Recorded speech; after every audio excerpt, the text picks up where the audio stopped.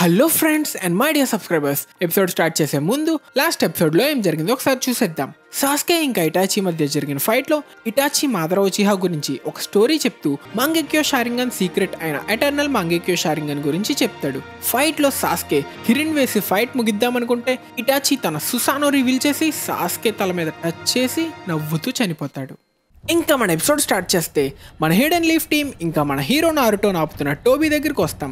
ఫైట్లో నారుటో రసంగన్ వేసిన యామటో తన వుడ్ జుట్సు వాడిన తప్పించుకున్న టోబీని చూసి వాడి అటాక్స్ని తప్పించుకోవట్లేదు, ఆ జుట్సుతో పాటు యూజర్ని తనలో నుంచి పోయేలా చేస్తున్నాడు అని షీనో చెప్పి దాన్ని కన్ఫర్మ్ చేయడానికి అటాక్ చేయడానికి రెడీ అవుతాడు. అబూరామే క్లానా చీ, ఆ పురుగులంటే నాకు చిరాకు అంటుండగా షీనో తన సీక్రెట్ టెక్నిక్ అయిన ఇన్సెక్ట్ డోమ్తో అటాక్ చేస్తే టోబీ మళ్ళీ తప్పించుకోవడంతో అందరూ షాక్ అవుతారు. ఇక్కడ షీనో అప్పటి వరకు నా ఇన్సెక్ట్స్ వాడు చాక్రాన్ని అబ్జర్వ్ చేస్తూనే ఉన్నాయి, ఎలా తప్పించుకున్నాడు అంటుండగా, అంటే అది స్పేస్ టైం నింజుట్సువా, ఏ సీల్స్ సమనింగ్ మార్క్స్ లేకుండా ఎలా చేశాడు, ఇది ఫోర్త్ హొకాగే జుట్సుని మించిపోయింది కాబట్టి మన జుట్సుని వాడు తప్పించుకోవట్లేదు, అవి వాడి నుంచి పోతున్నాయి అని కకాషి చెప్తుండగా టోబీ దగ్గరికి జెట్సు వచ్చి ఫైట్ అయిపోయింది, ఇటాచి చనిపోయాడు అని చెప్తాడు. నేను ఇది నమ్మలేకపోతున్నా అని అనుకున్నావా, అనుకున్నట్టే జరుగుతుంది. ఇది విన్నా నారుటో, రే అలోవేరా సాస్కే ఎక్కడున్నాడో చెప్పరా అంటుంటే, నీతో ఫైట్ ఇంకెప్పుడైనా చేస్తా అని టోబీ మళ్ళీ కలుద్దాం అని వెళ్ళిపోతాడు. కకాషి తన షారింగన్ చూసి షాక్ అయ్యి వాళ్ళకన్నా ముందే మనం సాస్కే దగ్గరికి వెళ్ళాలి అనడంతో మన టీం బయలుదేరతారు. కట్ చేస్తే ఆల్రెడీ స్పాట్కి రీచ్ అయిన టోబీ ఇంకా జెట్సు, ఫైట్ మొత్తం రికార్డ్ చేసావా, తర్వాత తీరిగ్గా చూస్తా, ఇటాచి శవాన్ని కూడా తీసుకొని బయలుదేరదాం అని చెప్తాడు. కట్ చేస్తే జెట్సు కిసామే దగ్గరికి వచ్చి ఫైట్ ముగిసింది, సాస్కే గెలిచాడు, వాడిని ఈస్ట్కు నాకాట్స్కి లొకేషన్లో పెట్టాం, మీరు అక్కడికి రండి, కాసేపట్లో లీఫ్ నింజా వస్తారు అని సాస్కే టీంకి చెప్తాడు. కట్ చేస్తే మన హీరో నారుటో టీం స్పాట్కి వచ్చే టైంకి అక్కడ ఎవ్వరూ లేరు అని తెలుసుకున్న నారుటో,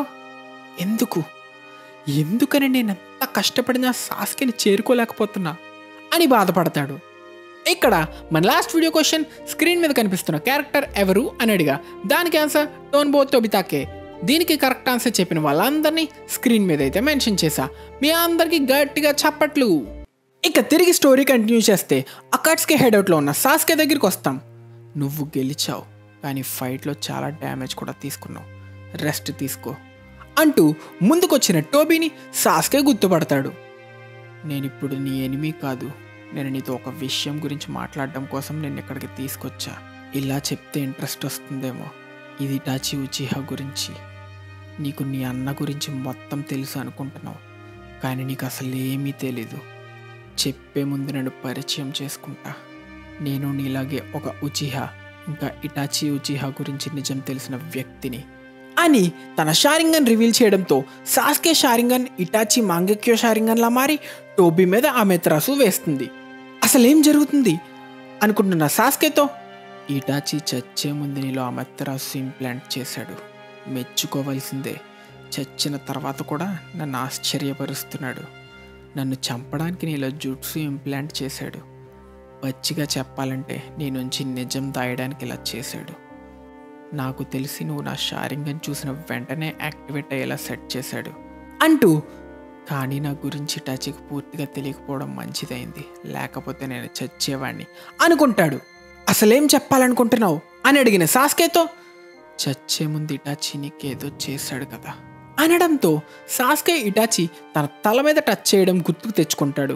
అప్పుడు ఇటాచి తన పవర్స్ నీకు ట్రాన్స్ఫర్ చేశాడు అనడంతో, అసలేం చెప్తున్నావు, ఇటాచి లాంటి వాడు నా కోసం అలా ఎందుకు చేస్తాడు అంటున్న సాస్కేతో, ఇంకా అర్థం కావట్లేదా, వాడు నిన్ను ప్రొటెక్ట్ చేయడం కోసం చేస్తున్నాడు అనడంతో షాక్ అయిన సాస్కే, కాపాడ్డమా, జోక్ చేస్తున్నావా, ఇలాంటి సోది చెప్పావంటే నిన్ను నేనే చంపేస్తా అంటున్న సాస్కేతో, నన్ను కష్టపెట్టాలనుకుంటున్నావా, అర్థం చేసుకోగలను, ఎవడో ఎక్కడి నుంచో వచ్చి ఏదేదో చెప్తే ఎలా నమ్ముతావు, కానీ నేను చెప్పేది నిజం, ఆ రోజు రాత్రి ఇటాచితో ఒక పార్ట్నర్ ఉన్నాడు అని చెప్పాడు కదా, అది నేనే మాదరా ఉచిహా, నాకు ఇటాచి గురించి అంతా తెలుసు అంటుంటే, నోర్ముయ్, నాకేం తెలుసుకోవాలని లేదు, ఇక్కడి నుంచి వెళ్ళిపో అని అరుస్తున్న సాస్కేతో, నువ్వు ఇది వినాల్సిందే, ఇది నీ బాధ్యత.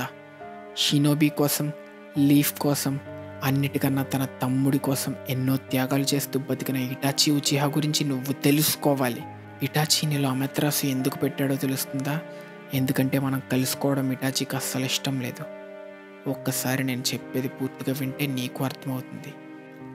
ఈ నిజం పూర్తిగా తెలిసిన వారు లీఫ్లో ఉన్న డాన్సో, తోడోకాగే, ఇంకా అడ్వైజర్స్ అయిన హోమురా, కోహారు, బతికున్న ఆ ముగ్గురు ముసలు ఈ ఘోరమైన నిజం గురించి ఎప్పటికీ మాట్లాడరు. దానివల్ల ఈ నిజం చరిత్రలో కలిసిపోతుంది. ఇటాచి కోరుకుంది కూడా ఇదే. కానీ ఈ నిజం నాకు కూడా తెలుసు అన్న విషయం ఇటాచికి తెలియకపోయినా నాకు నిజం తెలిసే ఛాన్స్ ఉందేమో అనే డౌట్తోనే నీలో అమత్రాసుతో నా నోరు మూయించాలనుకున్నాడు. అంటుండగా, అసలేం మాట్లాడుతున్నావు, వీడేం మాట్లాడుతున్నాడు, వాడు నన్ను కాపాడ్డమా అని షాక్కి గురైన సాస్కేతో, ఆలోచించు, ఒకసారి వాడి గురించి నీకు తెలిసిన క్షణాలు గుర్తు తెచ్చుకో, దయగలిగిన మంచి అన్నను గుర్తు తెచ్చుకో అంటుండగా సాస్కేకి తన గతంలో ఇటాచీతో ఉన్న క్షణాలు గుర్తు తెచ్చుకొని, కానీ వాడు నన్ను చంపాలనుకున్నాడు, నా కళ్ళు తీసుకుందామని చూశాడు అనుకుంటూ జరిగినవన్నీ తలుచుకుంటూ భయానికి టెన్షన్కి గురై కంట్రోల్ తప్పిన సాస్కేని టోబీ కట్టేసి, నేను చెప్పేది నువ్వు వినాలంటే ఇంకేం చేయాలో నాకు తెలియలేదు అంటుంటే, ఇటాచి నా ఎనిమి, నా క్లాన్ మొత్తాన్ని, నా పేరెంట్స్ని కూడా చంపేశాడు, రోగ్గా మారి అకాట్స్కీలో చేరాడు, వాడు దుర్మార్గుడు, అందుకే వాడి మీద నా పగ తీర్చుకున్నా అంటే, నిజమే, వాడు నీ క్లాన్ మొత్తాన్ని చంపేశాడు, విలేజ్ వదిలి వెళ్ళిపోయాడు. కానీ ఇదంతా తనకి లీఫ్ అసైన్ చేసిన మిషన్ కోసం చేశాడు. తన మిషన్ కంప్లీట్ చేయడానికి తన మనసుని చంపుకున్నాడు. ఇటాచి గురించి తెలుసుకోవాలంటే ముందు లీఫ్ గతం తెలుసుకోవాలి. లీఫ్ విలేజ్ ఫామ్ చేసినప్పటి నుంచి ఒక ప్రాబ్లం ఉంది.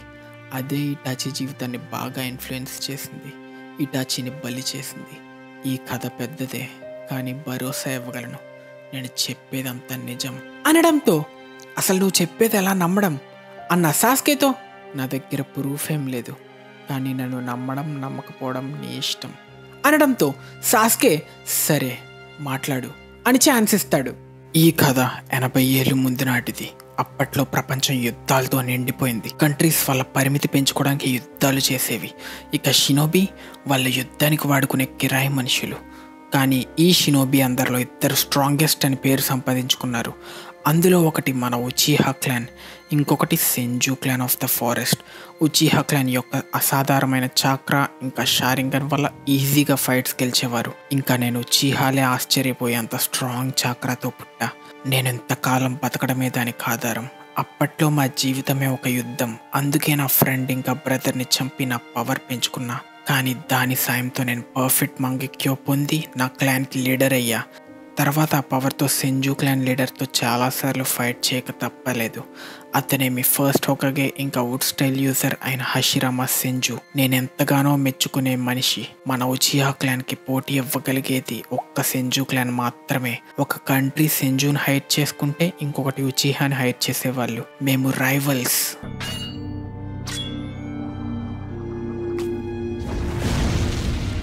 మంచి పేరు సంపాదించుకున్నా అంటుంటే, దీనికోసం అన్ని తమ్ముడు కళ్ళు లాక్కున్నావు అని అడిగిన సాస్కేతో, తప్పలేదు, అది నా శక్తి పెంచుకొని నా క్లాన్ని కాపాడడం కోసం. ఫైట్స్ వల్ల పేరు పెరిగే కొద్దీ మా శత్రువులు కూడా పెరిగారు. అలానే మేము చేయాల్సిన సాక్రిఫైస్లు కూడా పెరిగాయి. అది కేవలం గుర్తింపు కోసం చేయలేదు. నా తమ్ముడే దీనికి ఒప్పుకొని తన కళ్ళు దానం చేశాడు. కానీ ఒకరోజు సెంజు ఉచిహాతో రాజీ పడ్డారు. దానికి ఉచిహా ఒప్పుకున్నారు. రెండు వైపులు అలసటలేని యుద్ధాల వల్ల ఒప్పుకున్నారు. కానీ నేను ఒక్కడనే దానికి ఒప్పుకోలేదు. ఇన్నాళ్ళ పగ ఏమైంది? దీనికోసం నా తమ్ముడు నాకు దూరం అయ్యాడు. నాకు సెంజు మీద అస్సలు నమ్మకం లేదు. ఏదో ఒకరోజు ఉచిహాని అంతం చేస్తారని తెలుసు. అది తెలిసి కూడా నా వాళ్ళు రాజీకి ఒప్పుకున్నారు. వాళ్ళ లీడర్ అవ్వడం వల్ల వేరే ఆప్షన్ లేక నేను ఒప్పుకోవాల్సి వచ్చింది. దీనితో మా అలయన్స్ ఫామ్ అయ్యి ఫైర్ కంట్రీతో ఒప్పందం కుదుర్చుకున్నాం. ఇలా హిడెన్ లీఫ్ విలేజ్ ఇంకా ల్యాండ్ ఆఫ్ ఫైర్ పుట్టాయి. ఇది చూసి మిగిలిన దేశాలు కూడా ఫాలో అయ్యాయి. పీస్ వచ్చింది కొంతకాలానికి.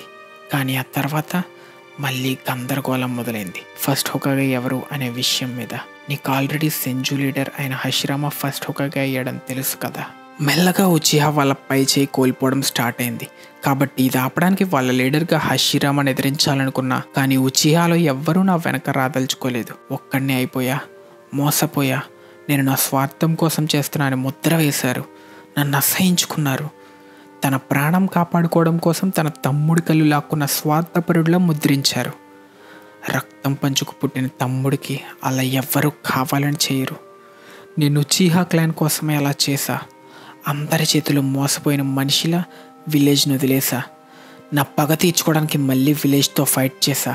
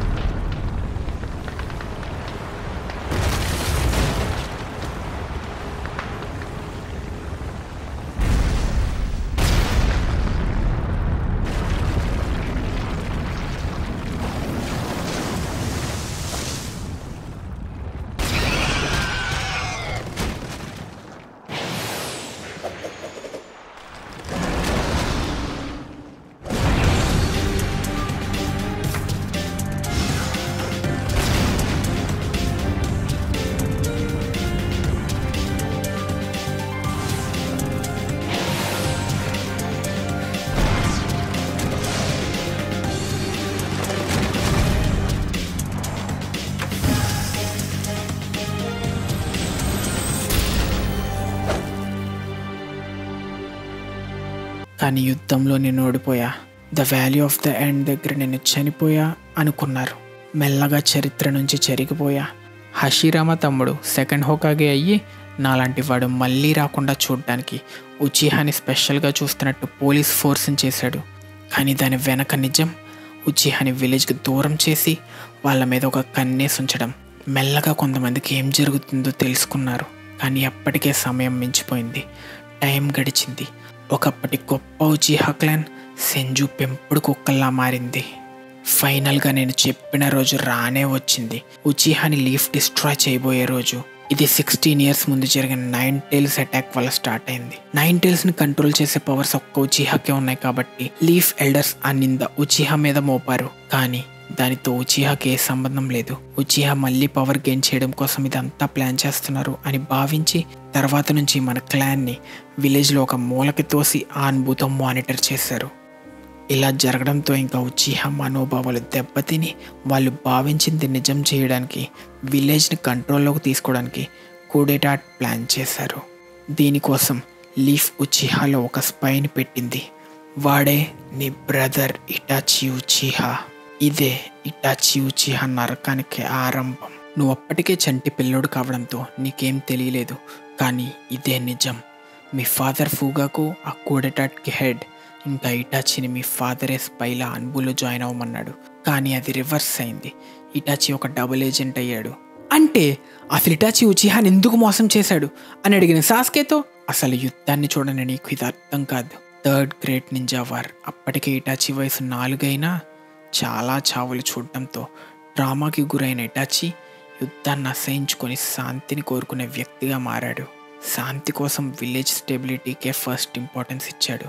తన క్లాన్ కన్నా తన విలేజ్ కోసం ప్రాణం ఇచ్చే వ్యక్తి. ఇది తెలుసుకున్న విలేజ్ ఎల్డర్స్ దాన్ని వాడుకున్నారు. ఇటాచికి ఒక సీక్రెట్ మిషన్ ఇచ్చారు.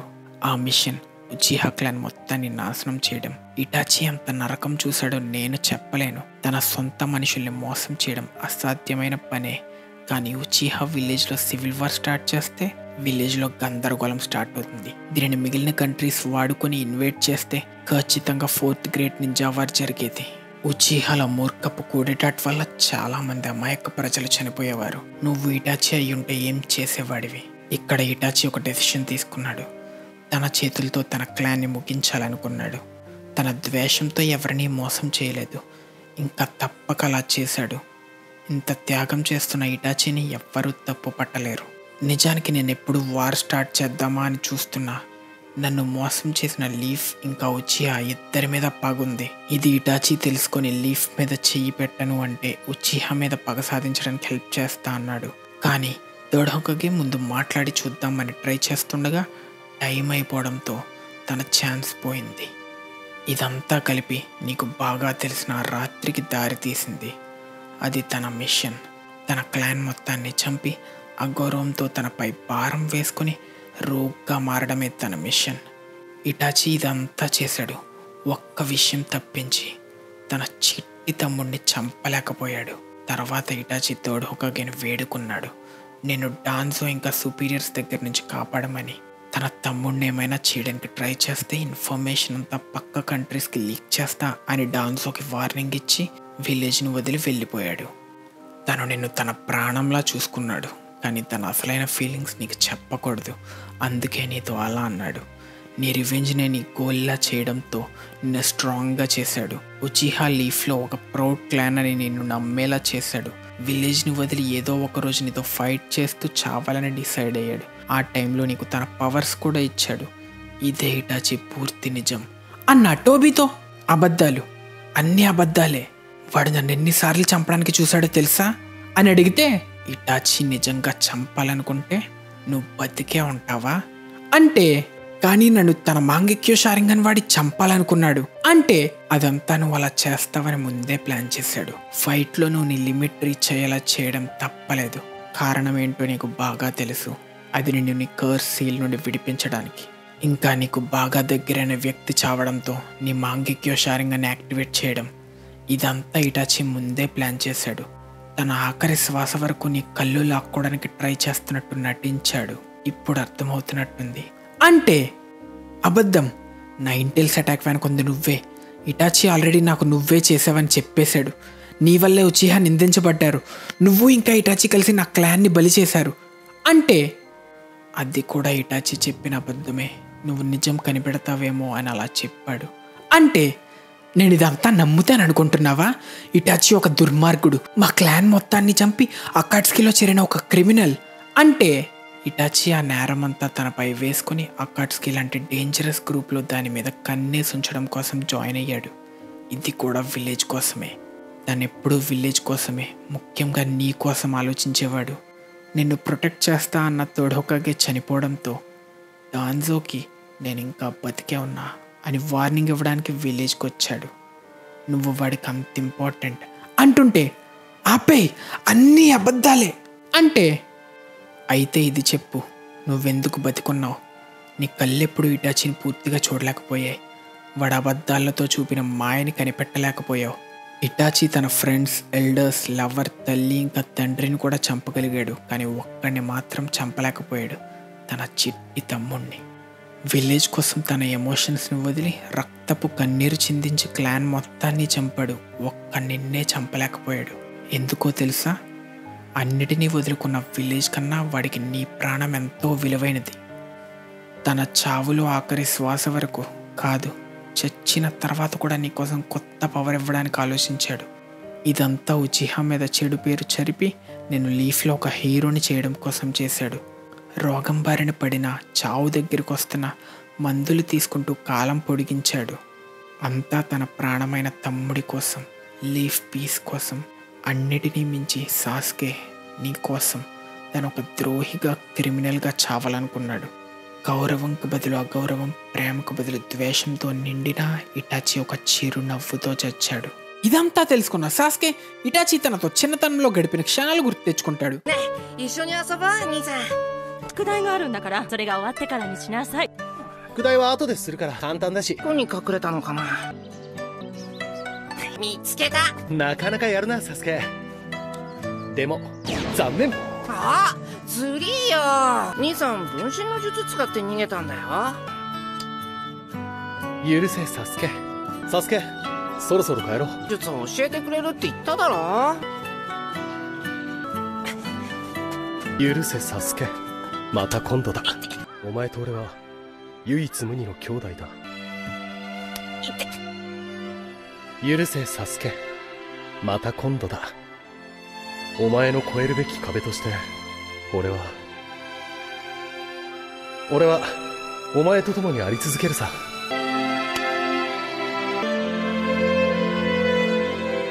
許せサスケ、これで最後だ。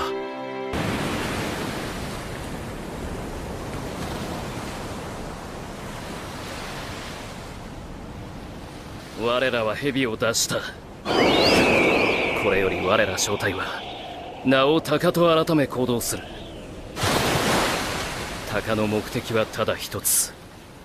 我々はこの葉を潰す。 మొత్తం నిజం తెలుసుకున్న సాస్కే లీఫ్ని డిస్ట్రాయ్ చేయాలని ఫిక్స్ అవుతాడు. ఇంతటితో మన ఎపిసోడ్ ఖతం. లీఫ్ని డిస్ట్రాయ్ చేయాలనుకుంటున్న సాస్కే నెక్స్ట్ ఏం చేస్తాడు? జిరాయా చనిపోయాడు అని తెలుసుకున్న మన హీరో నారుటో ఎలా రియాక్ట్ అవుతాడు? ఇవన్నీ తెలుసుకోవాలంటే ఖచ్చితంగా నెక్స్ట్ ఎపిసోడ్ చూసేయాల్సిందే. కొంచెం గ్యాప్ తీసుకొని అతి త్వరలో నెక్స్ట్ ఎపిసోడ్ని మీకోసం మన ఛానల్లో అయితే అప్లోడ్ చేసేస్తా. ఈలోపు ఏమైనా పాత ఎపిసోడ్స్ లేదా వీడియోస్ ఏమైనా మిస్ చేస్తుంటే లేట్ చేయకుండా చూసేయండి. ఇంకా నెక్స్ట్ వీడియో క్వశ్చన్కి వస్తే స్క్రీన్ మీద కనిపిస్తున్న జుట్సు పేరు ఇంకా అది ఎవరు యూస్ చేశారో తెలిస్తే కింద కామెంట్ సెక్షన్లో మెన్షన్ చేయండి. తెలియకపోతే నెక్స్ట్ ఎపిసోడ్ చూసి తెలుసుకోండి. ఈ ఎపిసోడ్ మీకు నచ్చినట్టయితే ఖచ్చితంగా వీడియోని లైక్ చేసి మన ఛానల్కి సబ్స్క్రైబ్ చేసుకొని తెలుగు anime కమ్యూనిటీ దమ్ము చూపించండి friends. Thank you for watching till the end. Bye.